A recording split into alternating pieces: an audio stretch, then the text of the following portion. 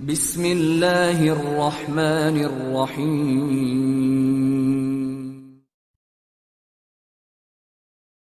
Bismillahirrahmanirrahim. Assalamualaikum warahmatullahi wabarakatuh. Alhamdulillah, wassalatu wassalamu ala rasulillah wa ala alihi wa sahbihi wa man wala wa ba'd. Saudara-saudariku, semoga selalu sehat, imannya semakin menguat, dan semangat menunaikan amal saleh, mengisi khususnya waktu-waktu Ramadan kita. Berusaha selalu mendekat pada Allah Subhanahu wa taala dan memperbanyak doa untuk kita semua. Semoga Allah berkenan memberikan kesempatan bagi kita untuk menyempurnakan Ramadan kita di tahun ini, insyaallah. Baik, hari ini kita coba lanjutkan kembali untuk melihat beberapa pertanyaan kawan-kawan yang disampaikan yang kiranya bisa kita diskusikan dengan izin Allah Subhanahu wa taala. Ada dari sekian pertanyaan, Ustaz,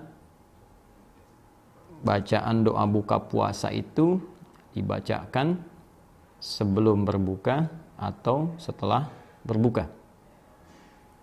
Baik, bacaan doa berbuka puasa dibacakan sebelum berbuka atau setelah berbuka? Barangkali lebih tepatnya saat berbuka mungkin ya. Nah, kalau sebelum berbuka ya waktunya belum tiba. Pada asar itu sebelum berbuka, pada zuhur sebelum berbuka ya. Mustahil kita baca doa buka puasa sebelum buka puasa. Ya, kalau setelah berbuka mungkin agak mendekati ya. Ya, kita lihat dulu, misalnya kita ambil salah satu doa yang jarang diperdebatkan ya. Ada di hadis riwayat At-Tirmidzi, ya, nomor hadis 2357, riwayat sahabat Ibnu Umar radhiyallahu taala anhuma atau Abdullah bin Umar radhiyallahu taala anhuma.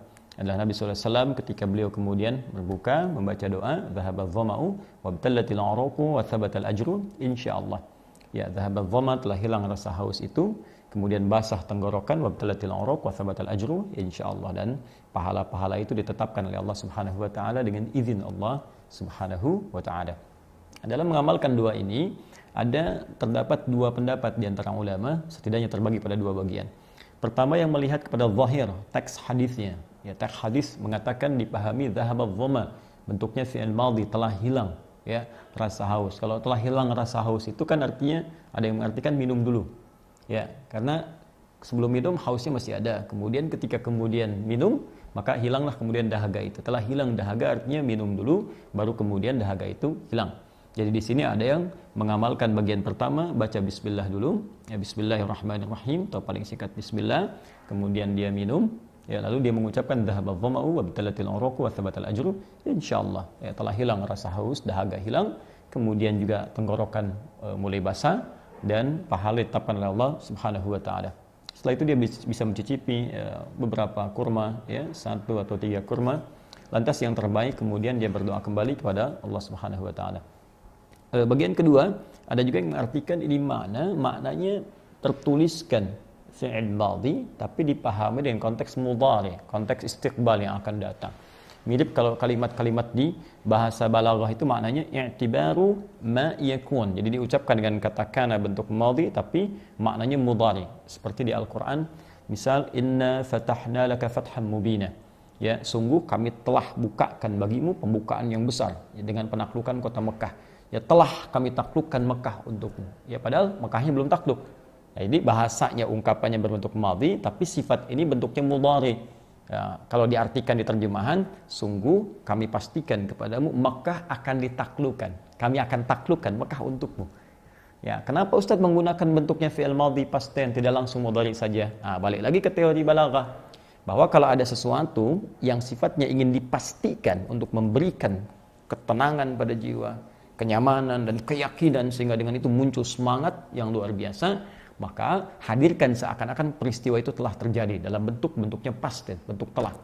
Di seakan-akan Allah yang katakan, hei, penaklukan Mekah itu pasti saya berikan kepadamu, saya akan buka Mekah untukmu. Nah, ketika merasakan ada jaminan dari Allah Subhanahu wa taala, seakan-akan Mekah itu sudah terbuka. Kita tinggal datang, bergerak, dan Allah sudah jamin itu sudah dibuka. Nah, sama dengan puasa. Ketika kita katakan dhahaba dhama'u wabtalatil uruqu, orang puasa itu belum minum aja, baru dengar suara adzan, Allahu akbar, bukankah saking gembiranya hausnya hilang? Ya? Jadi seakan-akan wah, udah nikmat nih. Buka udah datang, seakan-akan tenggorokan tuh udah merasa mau basah aja. Sudah hilang rasa haus itu. Sehingga ada yang mengartikan doa itu dibaca sebelum berbuka. Dhahaba dhama'u wabtalatil uruqu wa thabatal ajru insyaallah. Ya Allah, hilang nih dahaga. Alhamdulillah. Artinya akan hilang dahaga dengan saya buka sekarang. akan hilang rasa haus itu, akan basah tenggorokan saya, dan akan engkau berikan pahala dengan puasa yang telah aku tuntaskan itu. Lalu dia minum bismillahirrahmanirrahim, kemudian dia minum. Artinya dua ini sesungguhnya tidak perlu dipertentangkan. Mau dibaca sebelum, mau dibaca setelah, itu tidak ada masalah. Yang penting gunakan sunnah ini untuk berdoa. Dan jangan lupa, yang terpenting adalah doa ini baru pengantar teman-teman. Baru pengantar. Karena riwayat-riwayat lain menyebutkan bahwa perbanyak doa saat berbuka. Seperti hadis yang sahih disampaikan pada Nabi SAW, "Thalathatun la turaddu da'watuhum." Ada 3 golongan yang sulit ditolak doanya, tidak ditolak doanya. Ya, siapa mereka? Satu, al-imamul adil, pemimpin yang adil. Pemimpin yang adil, doanya diterima oleh Allah Subhanahu wa taala. Kemudian yang kedua, as-shaima hatta yuftira, orang puasa sampai buka.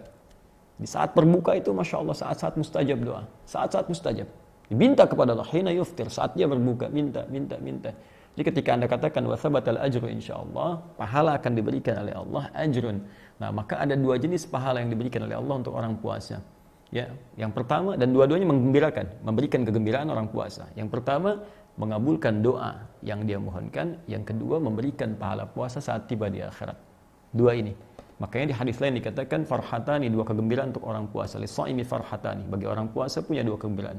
Farhatun hina yuftir, ya, yang pertama saat dia berbuka. Kenapa dia berbuka gembira? Salah satunya karena doanya langsung diterima oleh Allah Subhanahu wa taala. Dan yang kedua, ketika dia datang di hari kiamat, Allah berikan pahala-pahala puasa yang melimpah baginya. Karena itu, jangan terjebak dengan persengketaan apakah sebelum buka ataukah setelah kemudian berbuka. Ya, yang penting adalah bacakan doa itu, lalu perbanyak doa minta kepada Allah. Ya Allah, berkahi puasa saya, terima puasa saya. Karena kita tidak tahu apa yang kita lakukan apakah diterima atau tidak oleh Allah. Ya Allah, berkahi keluarga saya, berkahi rezeki saya.